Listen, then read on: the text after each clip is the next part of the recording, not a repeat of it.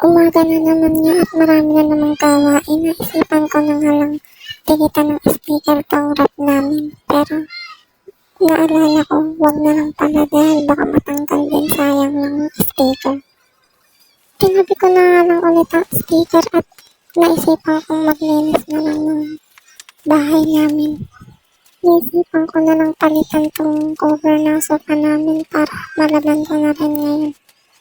Sabi ko kasi ngayon mga mare, kaya maglalaban na lang ako ng mga damit namin para bukas hindi na hassle pang naglabada ako.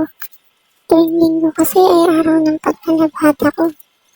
Ayan nga at naglinis na lang ako ng bahay namin bago ako maglaba para naman maayos tignan pag nayari akong maglaba. Ayoko kasi nang makalat pagka pagod ako. Gusto ko kasi pag nagpahinga ako ay malinis ang nakikita ko. Ayoko nang nagkalat sa paningin ko lalo kung napapagod. Kaya naglinis na lang muna ako bago ako magsimula maglaba para na lang hindi ako mainis mamaya.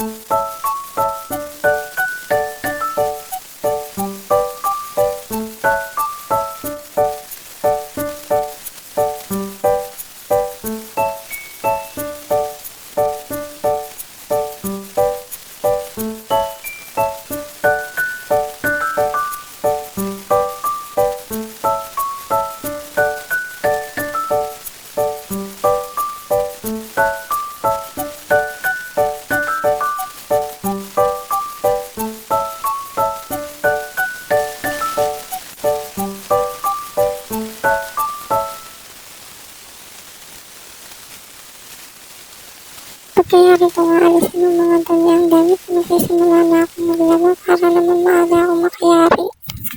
Medyo marami rin kasi itong mga lalaban ko at mano-mano ko lang itong lalaban at sira ang washing ko. Napakadali lang sanang maglaba kung hindi sira ang washing ko. Kaso nga lang nakasira nga nung nakaraan. Kaya ito, balik na naman ako sa pagkuusot-kusot ng mga damit. Hindi ko nga alam kung magkano ipagawa dahil wala pang budget para ipagawa yung washing. Kaya tiis muna ako magkusot-kusot ngayon. Binibilisan ko na nga lang ang paglalaba para madali akong matapos dahil napakainit talaga dito sa CR namin. O siya mga mare, hanggang dito na lang muna ang video ko dahil marami pa akong lalaban. Salamat sa inyong panonood.